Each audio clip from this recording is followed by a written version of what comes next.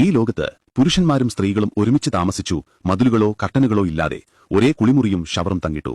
അതൊരു ജയിലല്ലായിരുന്നു. 100 വർഷങ്ങൾക്ക് ശേഷം ഭൂമിയുടെ പരിസ്ഥിതി പൂർണ്ണമായും വഷളാവുകയും പ്രകൃതി തകർന്നു വീഴുകയും ചെയ്തപ്പോൾ അത് യാഥാർത്ഥ്യമായിരുന്നു. അതിജീവിച്ച ചുരുക്കം ചിലർ ഒത്തുചേർന്ന് ഒരു പുതിയ ലോകം കെട്ടിപ്പടുത്തു. ഈ വലിയ നഗരത്തിൽ എല്ലാവരും വ്യത്യസ്ത ഗ്രൂപ്പുകളായി വിഭജിക്കപ്പെട്ടു. ആദ്യത്തെ ഗ്രൂപ്പ് അവരുടെ മനസ്സും നൂതന സാങ്കേതിക വിദ്യയും അറിവും ഉപയോഗിച്ച് പ്രവർത്തിച്ച പണ്ഡിതന്മാരായിരുന്നു. രണ്ടാമത്തെ ഗ്രൂപ്പ് വയലുകളിൽ അധ്വാനിക്കുകയും വളരെ സത്യസന്ധരുമായിരുന്നു.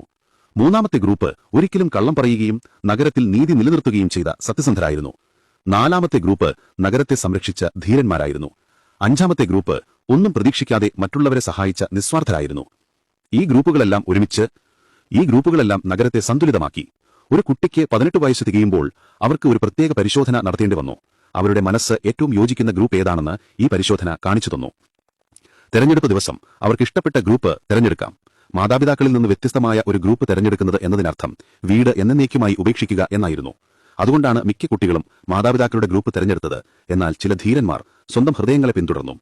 ഈ 2 സഹോദരങ്ങളും ഒരു പണ്ഡിതനാകുക എന്ന നിസ്വാർത്ഥ ഗ്രൂപ്പിലാണ് ജനിച്ചത്. അതിനാൽ അദ്ദേഹം ധൈര്യത്തോടെ ആ പാത തെരഞ്ഞെടുത്തു. പക്ഷേ ജെന്നിയുടെ കാര്യത്തിൽ അസാധാരണമായ എന്തോ സംഭവിച്ചു. അവളുടെ പരിശോധനാ ഫലങ്ങൾ 5 ഗ്രൂപ്പുകളിൽ നിന്നുമുള്ള ഗുണങ്ങൾ കാണിച്ചു. അവളെപ്പോലുള്ളവരെ നിയന്ത്രിക്കാനോ ഒരു ഗ്രൂപ്പിൽ ഒതുക്കി നിർത്താനോ കഴിയാത്തതിനാൽ അവരെ ഡൈവേഴ്സ് എന്ന് വിളിച്ചു. ആരെങ്കിലും ഒരു ഡൈവേഴ്സ് കണ്ടെത്തിയാൽ അവരെ ഉടൻ തന്നെ കൊല്ലും. ജെന്നി ഭാഗ്യവതിയായിരുന്നു.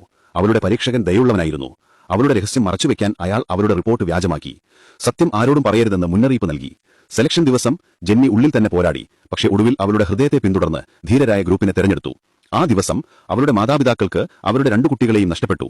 പക്ഷേ അവർ അവരുടെ തീരുമാനങ്ങളെ മാനിച്ചു. ധീരരായ ഗ്രൂപ്പിന്റെ ആദ്യ വെല്ലുവിളി ഉയർന്ന മേൽക്കൂരയിൽ നിന്ന് ആഴത്തിലുള്ള ഇരുണ്ട കുഴിയിലേക്ക് ചാടുക എന്നതായിരുന്നു. താഴെ എന്താണെന്ന് ആർക്കും അറിയില്ലായിരുന്നു. എല്ലാവരുടെയും മുഖത്ത് ഭയം കാണാമായിരുന്നു. ജെന്നി ധൈര്യത്തോടെ മുന്നോട്ട് പോയി ഒരു നിമിഷം നിർത്തി, തുടർന്ന് ചാടി. ആനറ്റ് അവളെ സുരക്ഷിതമായി പിടിച്ചു. അവൾ ശ്വാസമെടുക്കുമ്പോൾ ആരോ അവളെ താഴേക്ക് വലിച്ചു. അത് അവളുടെ പരിശീലകനായ ഡേവിഡ് ആയിരുന്നു. ജെന്നിയുടെ ധൈര്യത്തിൽ ഡേവിഡിന് മതിപ്പ് തോന്നി. ബാക്കിയുള്ളവരും താഴേക്ക് വന്നു. അദ്ദേഹം അവരെ 2 ഗ്രൂപ്പുകളായി തിരിച്ചു. ഒന്ന് ധീരരായ ഗ്രൂപ്പിൽ ജനിച്ചവർക്കായി, മറ്റൊന്ന് ജെന്നി ഉൾപ്പെടെയുള്ള പുതിയ അംഗങ്ങൾക്കായി.